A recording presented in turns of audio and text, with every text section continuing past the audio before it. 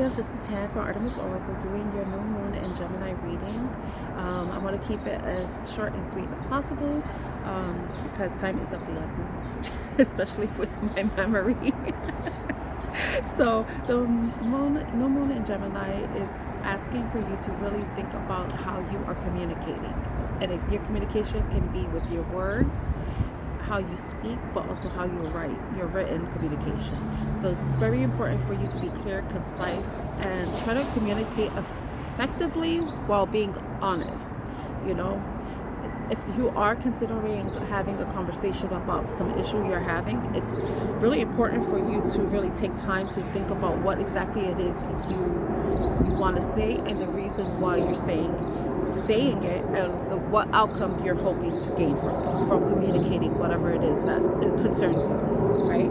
So we have the monology cards here. We have communication is key, because Gemini is ruled by Mercury. Mercury is all about communication, technology, and the exchange of information. So one of the ways that we exchange information is through media. It's through written and oral communication.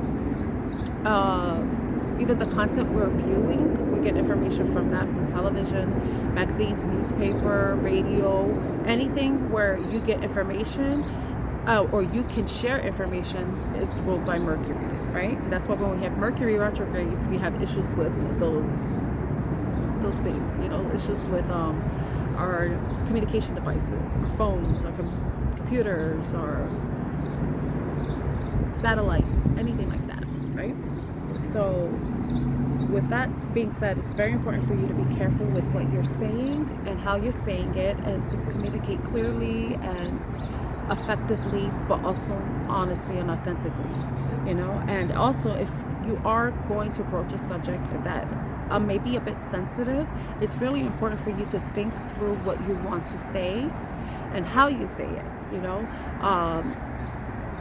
Sometimes we can see things and then automatically react to it, but without really processing it. So if there's something that bothers you, it's important for you to kind of pull back, reflect, think about it, think about how it's bothered you, if it's something that you have to bring up, or if it's like a personal thing, like you just keep it to yourself, right? But if it's something that you feel like you have to communicate with another person, it's really important for you so that you can be understood, so that you can be heard, and so that there's some sort of resolution, that you think through exactly what you want to say and why you want to say it and the purpose of it, you know, like what do you expect to get out of the conversation, you know. But also you want to be able to be receptive to what other people are saying to you. So we will hope that as you are thinking through what you're saying, that the other person is doing the same too.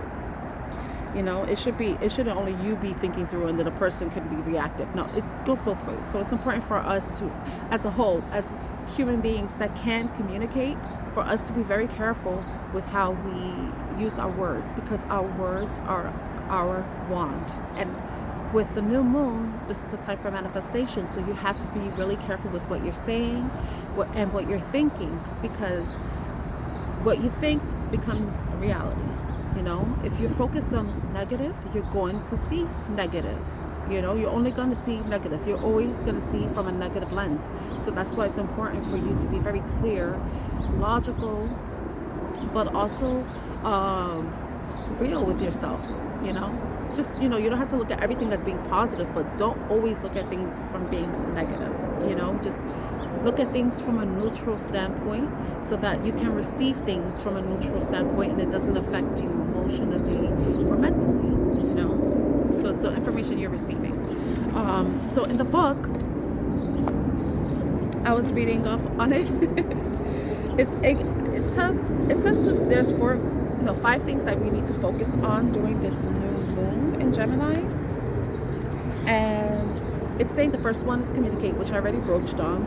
Then another one is meditating. It's taking time to declutter your mind from things that are not really conducive to your everyday life.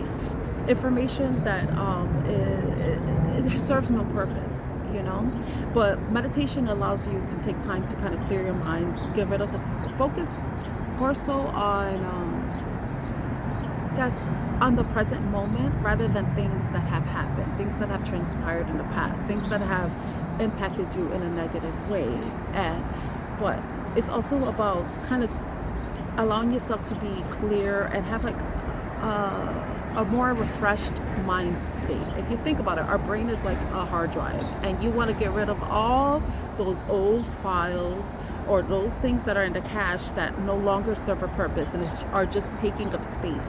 So meditation is one of the great ways to do that. And I need to do this myself. So, you know, I need to practice what I preach, right? So socialization is another thing too. You know, when we're socializing, of course, we're going to be communicating with people. So you may be in circumstances where you have to meet new people. And if that's something that makes you nervous, that you feel like you need more practice in, then you should consider practicing small talk with yourself. You know, practicing. I know guys do this. I'm sorry, I'm going to throw guys out there. But guys practice how they're going to hit on women, what exactly they want to say so they can say it perfectly, so that it sounds natural. I know guys do that. So I think that as a whole, regardless if you're a man that doesn't do that, maybe you should start doing that. We all need to start doing that. You need to start practicing being able to have, you know, lighthearted small talk, like the book says. You know, being able to engage people, new people that we're meeting, because we may be building a connection with them, a business connection. It could be even a romantic connection. You never know. It could be even a platonic connection, right? I'm really good at that. But it's because I was happy. No. You know what's funny though? My Selena moon is in Gemini. Yeah. So that's my white moon. My black moon is in Capricorn. My Lilith moon is in Capricorn. So I got a little devil in me. Anyway, I digress. So the fourth thing that I mentioned is see your siblings. So if you have siblings or family members that you consider siblings to you, like as brothers or sisters, it's a good time to reconnect with them, especially if there has been some sort of disconnection. And if you are having, or you have had some type of rift with them, like their disagreement, and you're like kind of holding grudges or whatever and not communicating, this is a really good time to do that. It's a beneficial time to do that, because, you know, communication, but also we have to take into account, like, you know, thinking things through, you know, stating your grievance without projecting it onto the other person, like, oh, this bothered me because this, that. Not, you bothered me, you hurt my feelings when you did that. No, when this happened, it made me feel this way, you know, or you could say when you said that this is what it made me feel. Now you know, maybe I should cut that part out. I got distracted by the crow. And then another one is read more. A lot of us spend a lot of time looking at crap online, especially Instagram and TikTok and YouTube and Facebook. You know, you need to take a break from that, because a lot of the shit we're seeing is not even real, and it's fucking with our minds. So reading a book, create a reading list, you know, disconnect from that information overload, but read, you know, that's reading. Like it says, it will do you so much good, especially if you're reading books that are going to help you in some way. You know, for me, I'm someone who likes to read books about, well, I haven't read a book in a while, honestly, unless you cut the monology book. But I like to read for pleasure. It's something that a habit I developed when I was a teenager, or preteen, actually. So I loved reading for pleasure. But then when I went to college, and I was reading a lot of textbooks and stuff, so I kind of disconnected from reading for pleasure.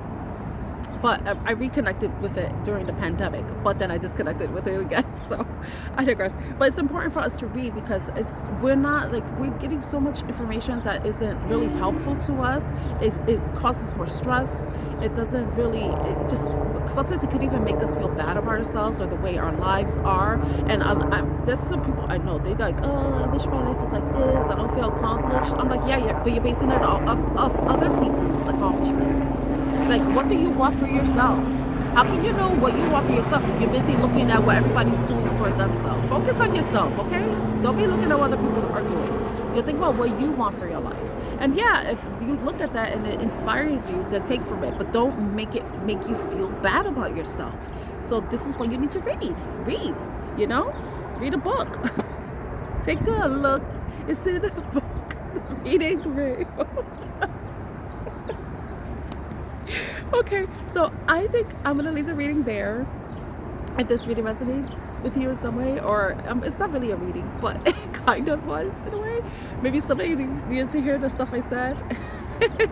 But anyway, I hope this was helpful in some way or somehow. If it was, please like, share, and subscribe to my channel. My name is Tan. I am your reader, and I'm wishing you a wonderful Memorial Day weekend and new moon in Gemini. Bye.